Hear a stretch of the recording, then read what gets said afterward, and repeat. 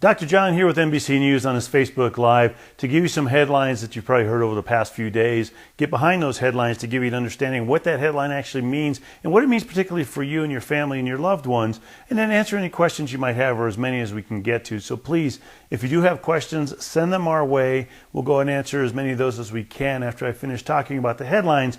But the headlines I'm going to cover today are three different ones. One, the vaccine. That's the big news in the headline. What does it really mean for you?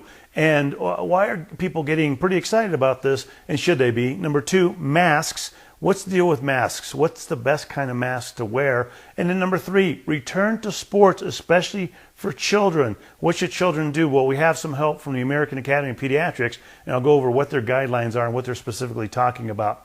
So first and foremost, the vaccine. Let's talk about that. Moderna announced that today, there's even taking a further step back, there are probably over 200 researchers, companies, different facilities working on vaccines right now. Out of those 200, there are 15 that have gone to human trials, maybe more than that, but around 15. Of those, there are two that are in the lead. The Oxford vaccine, which is also Oxford AstraZeneca vaccine out of the UK, and the Moderna vaccine out of the United States. Today, Moderna announced, or they announced earlier, that today they're starting phase 3 trials. And that phase 3 trial is the last trial they have to meet. These are human trials before they can get FDA approval. But there's a few caveats here. Number one, they are starting phase 3 trial. The Oxford vaccine, the Oxford AstraZeneca vaccine out of the UK has already started what they call late phase 2, phase 3 trials. They're doing that in the UK, Brazil, and South Africa, and soon to do it here in the US. The reason this is hitting the news, the Moderna one, is because it's a bigger trial and it's happening here in the United States. This trial, as opposed to the Oxford AstraZeneca one, around 8,000 people, this one, 30,000 people. And the important part there is the more people you study, the more likely you are to find out its safety and its efficacy. How effective is it going to be? Which are the two main points you're trying to get out of the phase 3 trial. And here's the way trials work for drugs, vaccines. They start off with phase 1. Well, most of the time they start off with animal studies. Then they start off with phase 1, go to phase 2 and phase 3. This one's been jump-started a little bit. Didn't necessarily have the robust animal studies that other vaccines have had. Main reason being because we're in the midst of a pandemic. We need a vaccine as soon as we can get it. Historically, vaccines on the average take around 11 years to get FDA approval. Fastest one to date so far, 4 years. That's the Ebola vaccine. This one they think will be a year, maybe even a little under a year. Lightning fast for a vaccine. But they want to make sure it's safe and effective. So even though they're not doing the robust animal studies, they are doing the human trials. Number one, the first phase 1 trial, around 45 people. They give it to a few people. Find out, make sure it's safe. That's the primary thing. They look at how well it works, but mainly looking at safety. Phase 2, they start looking more at how well it works, and they include, it's just a few hundred people. And they start looking at how well it works and making sure it's still safe along the same lines. They've been doing that over the past few months. Number 3, the phase 3 trial. This is the big, robust trial. In this one, tens of thousands of people, and as you can see here, 30,000 people in the Moderna vaccine trial that's starting today. What they find out here is they look for safety and they look for efficacy, but they also look for it in different groups than they look for in phase 1 and phase 2. Phase 1 and phase 2 are typically healthy young adults, usually up to age 55 or so, to make sure, again, it's safe and effective. This one, they expand the pool. And the pool's expanded usually up to people age 80 or so and down to age 18, sometimes even into the pediatric ages, depending how they use the vaccine. Then they look at other groups that have certain health conditions, as in the case here, the pre-existing health conditions that make it more likely to develop complications from COVID-19, various ethnic groups and minority groups to see if it affects them differently, try to make sure they balance the men and the women to make sure it's working for both types of genders at the same time. And then they look at the results. They think they'll be able to get through this in a matter of months and get the results very quickly. While they're doing the phase 3 trial, they are also going to be starting production. At least once they start getting sort of a peek at the beginning of the phase 3 trial and see that it's going okay, they'll start production. They are doing this on a gamble that they're actually going to get FDA approval. But the road is paved with many, many companies that got through phase 1, phase 2 for drugs or vaccines that never made it through phase 3. So it'll be interesting to see what happens. If some of these don't make it through phase 3, what happens to the production they started? But the good reason for starting the production is that they actually get that vaccine out as soon as they get FDA approval, instead of what typically happens is they get FDA approval, Then they start the production process, and that takes months or years to ramp up. They're hoping to jumpstart that, and as soon as they get FDA approval, to have hundreds of millions of doses in hand that they can go ahead and start getting into people to try and get that herd immunity up. But remember, again, Oxford AstraZeneca is doing a late phase 2, phase 3 trial already. Moderna is coming along second doing the phase 3 trials, but it's going to be a much bigger trial, much more robust trial, and it's going to be here in the United States. These are the two front leaders. And so again, what does this mean for you? This simply means that at some point, the vaccine should be coming here once they start getting through phase 3 trials and get that FDA approval. FDA is looking to fast track approval here, but at the same time, talking to Dr. Steve Hahn, who runs the FDA, he's telling me that safety is his big priority, and he's going to make sure it's safe.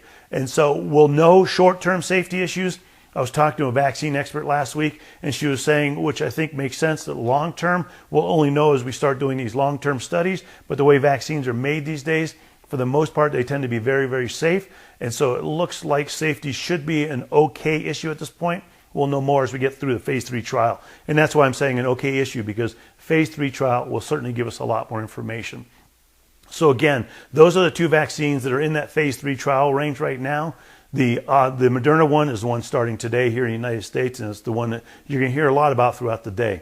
Number 2, masks. So what's the deal with masks? Well, the CDC is now saying, masks should definitely be worn, especially if you can't social distance. Some states are saying you need to wear masks even in outdoor environments, especially if you can't social distance. So what's the best kind of mask to use? Well, if you remember back in February, March timeframe, the CDC was coming out with, the Surgeon General was coming out with, and even I was saying, don't wear surgical masks or N95 masks, because we need to save those for our healthcare providers, because they are in the face of people with coronavirus constantly. They need that protection. Homemade masks are the way to go, but what kind of homemade masks are the best ones to use? Well, we are now also saying that you definitely want to wear homemade masks. Definitely want to make sure you have them. And a study out of Australia, it was interesting. They used LED lighting and slow motion photography and ended up looking at people sneezing, coughing, and speaking while they're wearing a variety of masks. They wore single layer masks, they wore double layer masks, and they wore triple layer masks. And what they found out, which is very interesting, so for homemade masks, and these are typical cloth masks like the one I have here, just basically go over your face. You want to make sure they cover your nose and your mouth, go under your chin to protect you as best you can. But these ones are double layered, and what they're saying is double layer is the amount of layers that really work well. The more layers you have, the better. Single layer didn't seem to work as well. So if you have those bandanas or those neck gaiters that you're pulling up for single layers, the easy thing to do there is you can turn it into a double layer. Pull it up a little higher and fold it down. Then it becomes a double layer. But at the same time, realize that these double layers will not give you the protection of an N95 mask. That's not what they're made for. They're going to give you the protection of a double layer or triple layer mask, which is sufficient for the needs you have, meaning you're social distancing, you're not out when you have COVID symptoms, you're taking care of business when you're healthy, when you're asymptomatic, and you're keeping social distancing in mind. These are one of the tools you need to use, not the end-all tool. But the important part is if you're wearing a mask and people around you are wearing masks, that's the big protection you can give each other. And that's the important protection you can give each other. And remember, these masks are not as necessarily there to protect you as they are to protect others from you. And so that's an important thing to remember. But if I'm wearing a mask and protecting you, and you're wearing a mask and protecting me, then we both get protected from it as well. So the important thing is for your family, your loved ones, your community, wearing that mask, double layer or more, the homemade cloth masks, extremely important. I always get a question about the different types of material. The one they were looking at here were cotton masks. Other materials work equally as well. You just want to make sure you have those multiple layers. That's the key behind having all this. And so then the third piece of information I want to talk about is return to sports. The American Academy of Pediatrics just came out with guidance on how to return to sports. It's very elaborate guidance. It's following up on the CDC's return to school guidelines. And they say essentially the bottom line, look at the CDC, look at your local guidelines and guidance, and follow them. But if return to sports is possible, here's some things to keep in mind. I'm not going to go through them all because there's a lot involved. But what they're saying is, yes, sports, physical activity, extremely, extremely important. But one of the things you want to realize is that each family is going to have to make their independent decision on the risks versus the benefits. The benefits of their child getting into the sport, getting that outdoor activity versus the risk of getting coronavirus and possibly spreading it to others. Now remember, if it's a hotspot area, this is completely different. If it's a hotspot area, you want to be extremely careful. If it's not a hotspot area, then here's some recommendations they have. Number one, again, monitor their CDC for their guidelines. Definitely look at that. You want to go ahead and prioritize non-contact type training. That's the biggest thing. If you are having contact or close training where you can't social distance, then wear masks, except for if it's vigorous activity, because obviously you can't breathe in a mask, or if you're doing water sports. And in those cases, you want to make sure you try to get that social distancing as best as possible. And a big thing, hygiene. Make sure that you're not sharing equipment, you're not sharing food, you're not sharing water, drinks of any kind. Everybody has their own separate thing, and you want to make sure that you, in fact, make sure that hygiene is something that's taught extremely, extremely well. And they say frequently disinfect all the surfaces, the fields, the different equipment they use. And again, keep in mind on the overall message here, the risk versus benefits, and how beneficial it will be for them to go versus the risk in their certain community of getting there and being able to potentially contact COVID-19 and pass it on to other people.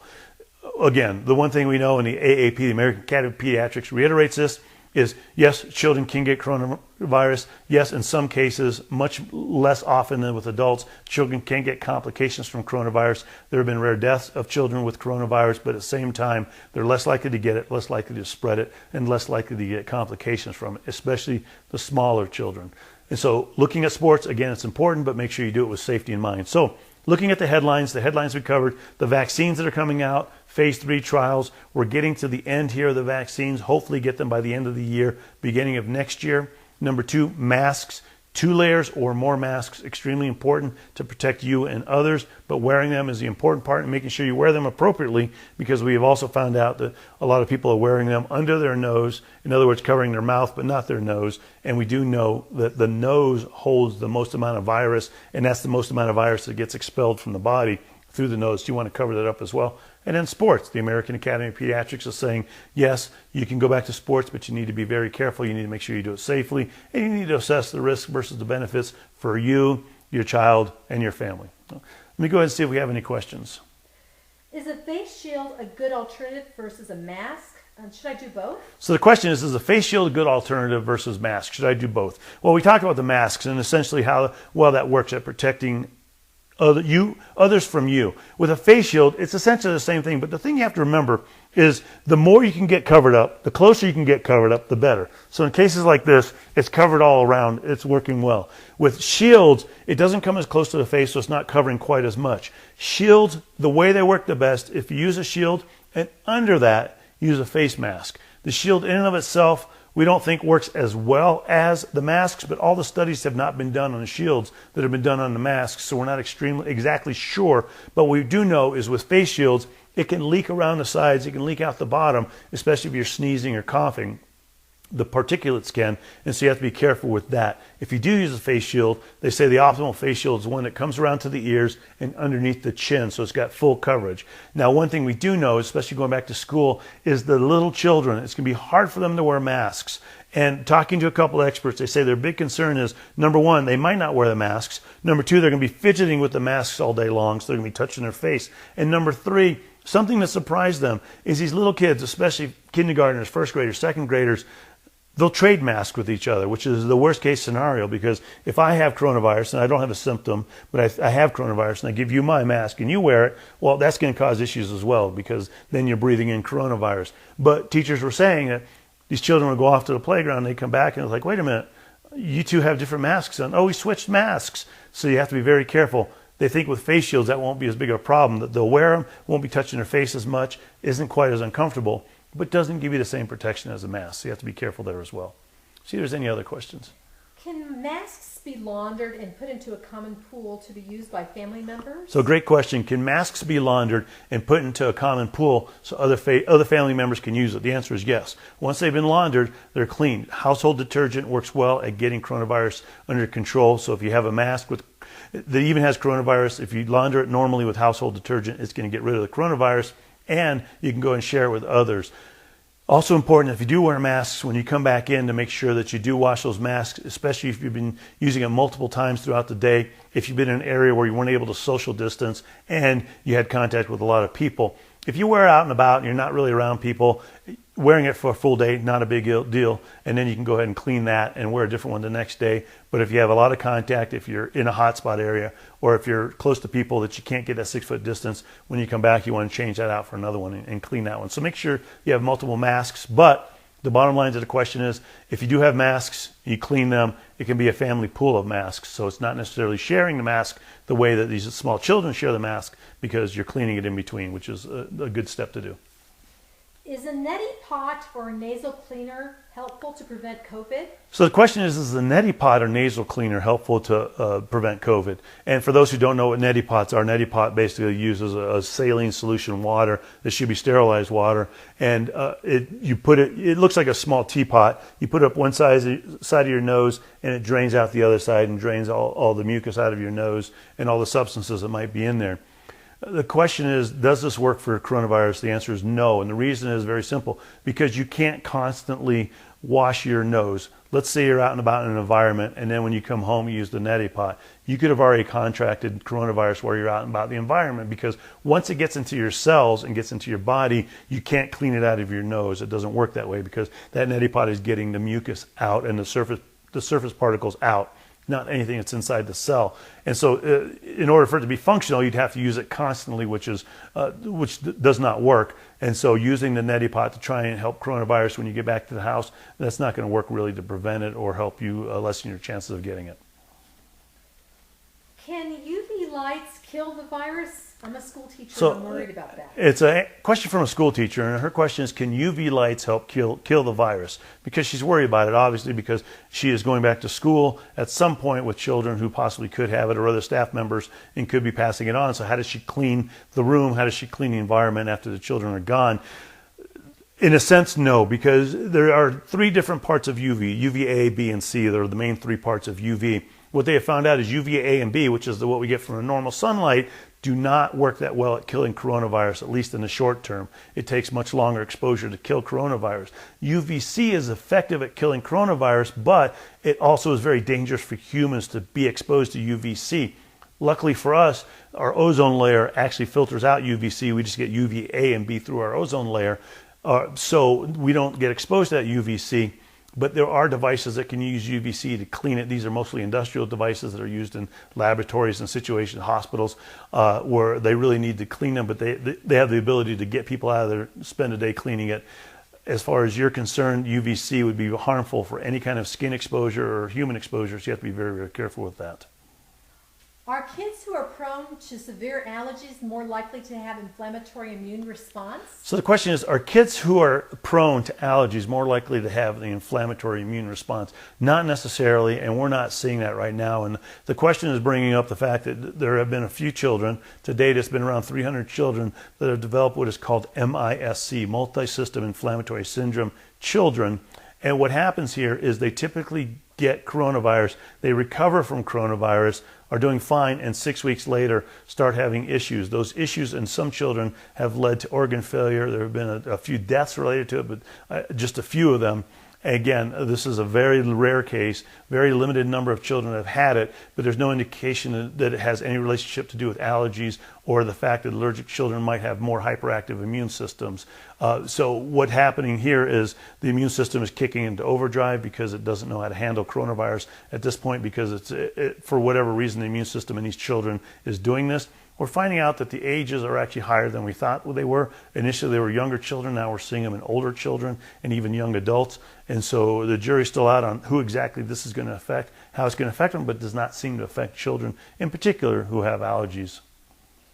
If I shouldn't have a second test for 3 months after being positive for COVID, what should I do when my employer asks for a negative test before returning to work? And the question is if I shouldn't have a second test, according to the CDC. And the reason they're bringing this up is last week I talked about the CDC new guidelines for when you can be released from isolation if you tested positive. And essentially it says if you had symptoms started 10 days ago, so you've had 10 days of symptoms and you had 24 hours fever-free, then you can be released from isolation at that point because you're no longer contagious. And they also recommend in a few paragraphs below that guideline that if you do test positive for coronavirus or think you had coronavirus, to not get another test for 3 months, because chances are that test is going to find particles of coronavirus in your body, not necessarily the living virus, but parts of it, and the test is going to show positive, which is just going to create a lot of confusion and anxiety. So what do you do if your employer says you have to get a test anyway?